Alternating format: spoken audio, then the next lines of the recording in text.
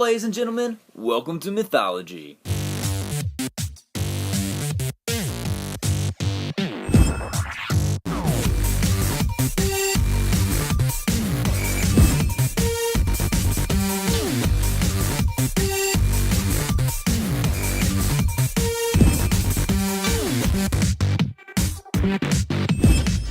And then he dies.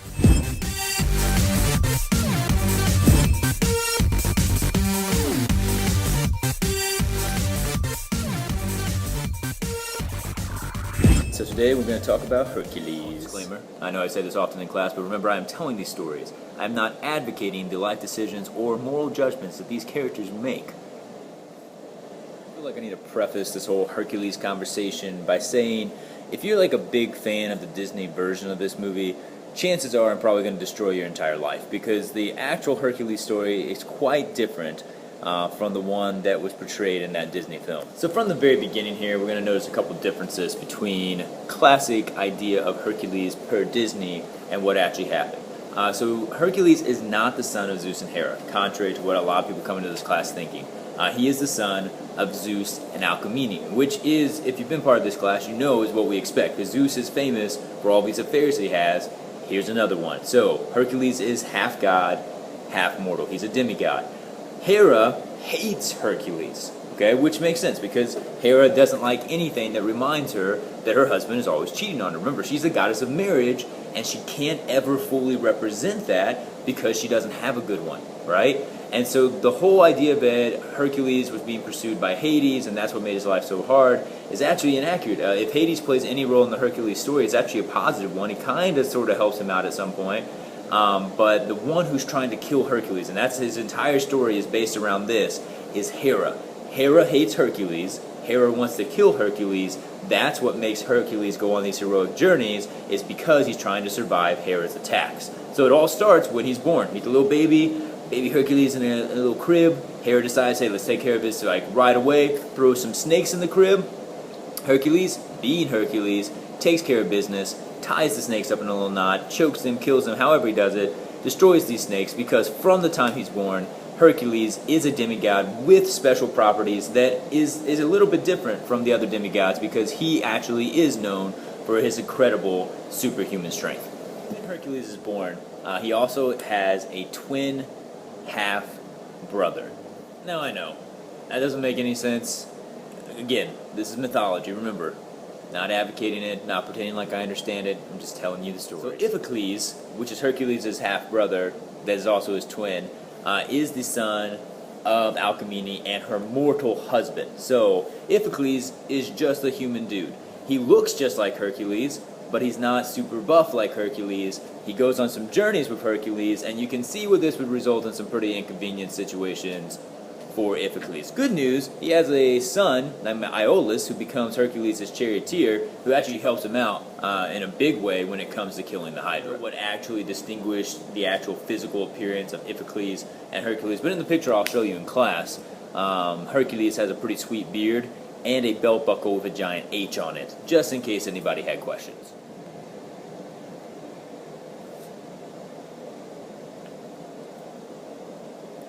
The birth of Hercules, we really don't have any major stories that make him seem anything more than just like a normal guy until later in his life. Like, his heroic journey doesn't start right away. It takes some time. So he lives a fairly normal existence after the whole, killing of the snakes thing.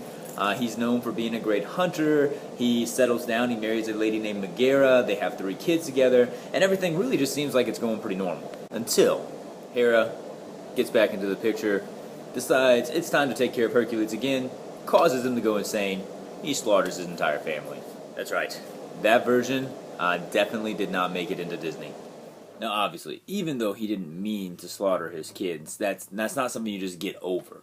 So Hercules feels so bad about this, he actually, being the rightful heir to this throne, exiles himself from his own kingdom. He then goes to see the Oracle of Delphi, which, if you remember from a previous lesson, is under the direct control of Apollo. And the Oracle of Delphi says, hey, you need to go talk to King Eurystheus, who will, from this point on, be referred to as King Eury, and is technically Hercules' cousin. So this is really where Hercules' journey gets started.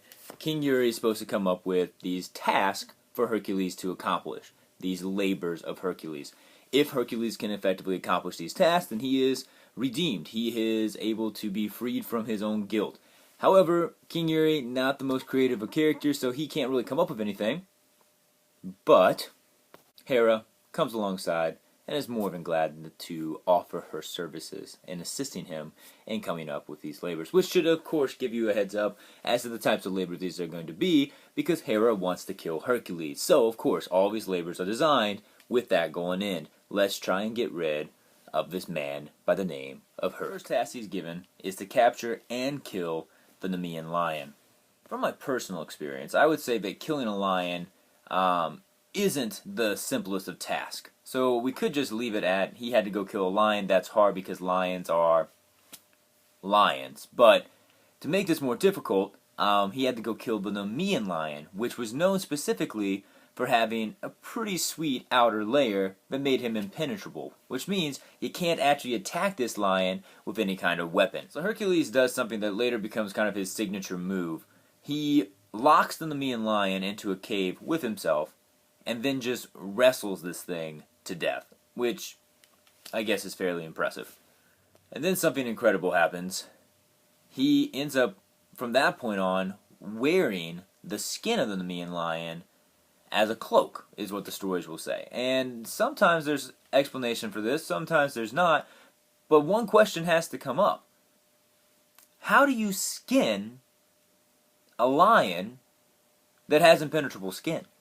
Wasn't that the whole point of the wrestling match in the first place? Like, if he could have just stabbed him in the belly or something, probably would have done that. So after, a couple years of teaching this, I have come up with a theory. Some of my classes, we threw around some ideas, and the one that we've landed on as probably the most probable is that cloak was the wrong word. What he really did was he created for himself a lion skin onesie. He sort of like reached in there, pulled out those innards, and then like climbed in. Now he's got like best Halloween costume ever, and it's impenetrable. So after putting on his lion skin onesie, he then returns back to King Uri, who is so terrified at the sight of Hercules in lion form that he actually goes and hides inside of a storage jar. Again, not the most like strong of characters. And by most strong, of course, I mean strongest. Flavor number 2, we have the Hydra. Now, the Hydra it's like a dragon, basically, and there are some debates as to exactly what this monster looked like, but we know that basically you've got this dragon-like creature with multiple heads. The number of heads it starts out with is going to vary from story to story, but what all stories will agree upon is when you cut off one of its heads, multiple heads come in its place. Beyond just the head thing, we've also got the issue that the Hydra apparently put off such a potent smell that any mere mortal that would approach the Hydra would just die because of the nastiness of its smell. Plus, he had a friend that liked to chill with him, who was a giant crab named Cancer. Hercules apparently didn't know about the whole head thing, and so he goes in, just starts chopping off some heads, and now he's got a bigger issue than he did in the first place. Luckily for him, Iolaus, his nephew, comes along. Not exactly sure how he survives because he is a mere mortal, but he's there anyway. And he starts, like, cauterizing these heads. So he's burning them. Hercules is chopping. Hercules will chop. Iolaus will burn. Hercules will chop. Iolaus will burn. Eventually, no more chopping to be done. Hydra defeated. Oh, and at some point during this whole battle, Hercules, because he's Hercules, is able to step backwards and accidentally crushes Cancer with his heel. But don't worry, later he's turned into a constellation and everything's fine. For labor number 3, Hercules is to capture the Cernician hind. Now this is a golden horned doe, which is a little bit different than the previous task, because the previous tasks were dangerous because these creatures were legitimately life-threatening, but this deer really isn't all that intimidating. It's just a deer that has golden horns, but it's sacred to Artemis. Now, his task this time is not to kill the deer, his task is to hunt a deer and capture it without killing the deer, because if he kills it, then Artemis is going to be mad and Artemis will take care of him for Hera. Now, hunting this deer and catching it without killing it is a challenge because he has to hunt it, or he chooses to hunt it, with a bow and arrow. Long story short, hunts the thing for a year, and through a purely Herculean act, is able to pull the bow and arrow, release, and shoots the thing straight through the tendons without drawing blood, captures the deer, everything's happy. Labor number 4 is essentially the same thing as labor number 3. He has to capture the Nemean Boar, which is also sacred to Artemis. So same task, got to capture it without killing it. And he does that. This time he finds the boar and wrestles it, like I said, kind of his MO, and then brings it back on his back to King Guyrun. So this is a pretty big deal because this is a gigantic boar, and Hercules, being Hercules, is able to just like toss it up there and chuck it home. What makes this story just a little bit more significant is an accident that happens along the way. While he's traveling to capture this boar, he meets a centaur. Now the centaur is like the man on the top, horse on the bottom guys. And he is talking to this guy, his name's Pholus, and he is showing him his arrows. Now Hercules has become famous at this point because after killing the Hydra, he starts dipping his arrows in Hydra blood. Now Hydra blood is very venomous, so his arrows are more effectual at this point because he can kill things not only with the point of the arrow but also with the poison. So Pholus says, hey, do you mind if I look at some of these arrows? I've heard about them, I'd like to see them. Hercules says, sure, have yourself a look. While Pholus is looking at these arrows, he drops one.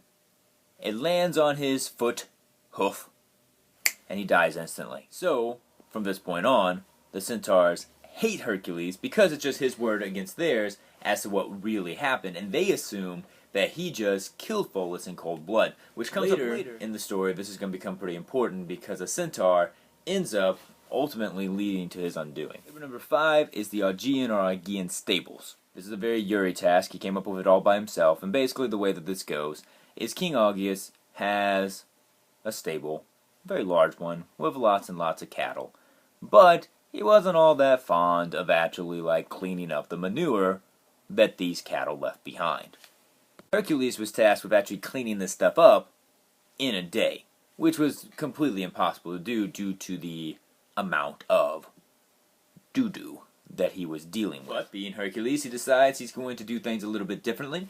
Notices that there are 2 rivers running close by, takes some giant rocks, chucks them into the rivers, diverts them through the stable, and lets the river take care of the issue for him. Doo-doo is done. Labor 6 kind of goes back to what we were dealing with in the originals, and this is the Stymphalian Birds. Now, this one, again, is most likely a life-threatening situation. The Stymphalian Birds, there's a couple theories out there. Some just say there were a bunch of them. That doesn't really go with the danger scenario here.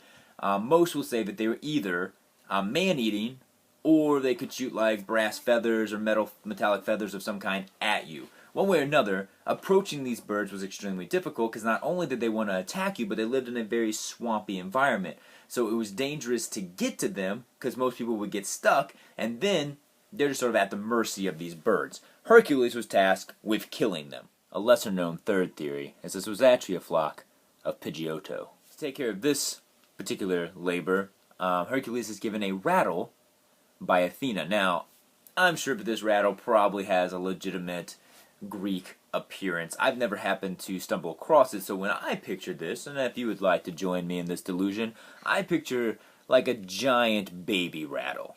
One way or another, he shakes this thing, it distracts the birds, they start scattering like, what's going on? And then, him being Hercules, he just sort of takes them out with his Hydra-tipped arrows. End of the Stymphalian Birds. Labor number 7 is the Cretan Bull, and we're going to talk a little bit more about this bull when we get to Theseus. So to make a very long story short, basically you got this fire-eating bull, he's in the kingdom of King Minos, King Minos wants him gone, so Hercules goes, wrestles this fire-eating bull, very impressive, and sends him off, either temporarily or permanently, depends on what story you're looking at. One way or another, wrestles the bull, bull is now gone. Number 8, we have the mares of Diomedes. Now, of all the labors of Hercules, this one, I don't know why, but it just disturbs me the most. Basically, we've got these flesh-eating horses. They belong to a guy named Diomedes, who has a really bad habit of just feeding people to them. So Hercules is supposed to take care of this. The way it goes down is he goes up, has a little chat with Diomedes, and either captures the mares while distracting them by feeding Diomedes to them, or captures the mares while they're distracted because they're eating the guy that Hercules brought with him. One way or another, these creepy horses are eating a dude, and Hercules throws them or captures them and then throws them on Mount Olympus, where, get this, they get eaten by some unnamed monster on Mount Olympus. Now, whatever this monster was, it just ate a bunch of flesh-eating horses. It's creepy. If you're not creeped out, you should look at some pictures of these man-eating horses. They're terrifying.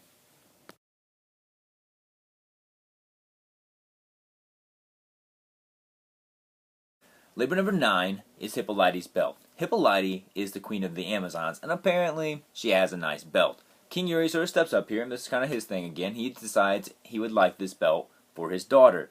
Hera agrees because she knows that it's likely that Hercules won't come back alive, because the Amazons are known for being ferocious warriors, especially when it comes to men. So if Hercules comes up and is just like, hey, I want your belt, she's probably going to try and kill him, and probably successfully, because she has an entire army of warrior women.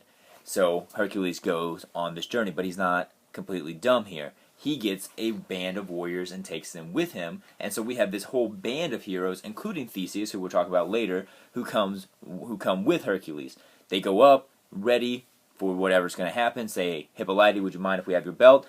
And the catch for this one is, she doesn't even care. She just gives him the belt, like, yeah, whatever. I mean, I'm more into killing people than wearing shiny stuff. So they just get the belt. Hera, who was hoping for bloodshed, starts spreading a rumor, probably through Iris, if you remember how she could take the form of someone and bring a message, and starts spreading this lie that Hercules and his band are actually going to take Hippolyte as well, which makes, of course, the Amazons very upset, and a war-ish battle does ensue. Many people die. Eventually, though, Hercules does escape with the belt, and Theseus, being Theseus, escapes with a princess. We'll get to that later. He likes to steal princesses. Labor number 10 are the cattle of Guyrun. I really always have struggled with what exactly provoked this particular labor. Guyrun is a giant monster of a man. He's got like 3 bodies and some giant wings, and apparently some nice cattle. He also has a two-headed dog, Orpheus. He's the brother of Cerberus. But I haven't encountered anything that made him seem like terribly ferocious or evil, but apparently he was, and so Hercules had to go steal his cattle. And so to get there, he borrows a golden boat / cup from Apollo or Helios, depending on which version we're looking at first, flies to where this Guyrun lives, which is kind of like modern-day Spain, and then attacks him. Basically, he steals the dude's club, clubs him to death, and then also clubs his dog to death, and then steals their cattle and returns home. End of Labor 10. Labor 11 should have been the labor to really take care of everything. This is the apples of the Hess Varieties. And the way this works is Hera was given golden apples from her mother, or grandmother rather, on the day of her wedding, which is a big deal, right? She's the goddess of marriage. So this is something that's very precious to her, because we have to remember, she's a goddess of marriage who has a horrible marriage, so something that symbolizes that one time when her marriage was actually worth talking about is super precious to her. So she has these beautiful apples, and she protects them very severely. They're guarded by the Hess Varieties, who are nymphs. Now remember, a nymph is a goddess, a minor goddess, but a goddess nonetheless, and they are guarding these apples. In front of them, before you get to the nymphs, there is a 100-headed dragon named Ladon, because she really wants to make sure that nobody gets to her apples. Now, this might not seem like that big of a deal, because Hercules has taken on dragons before. He has fought many, many people. So what's the big deal about this? Now, the dragon really isn't a big deal. He takes down Ladon, no problem, because he's Hercules. He does that kind of stuff. But he doesn't even try to attack the Hesperides. And here's the reason why. Even though he is a super strong dude, he's still half dude, okay?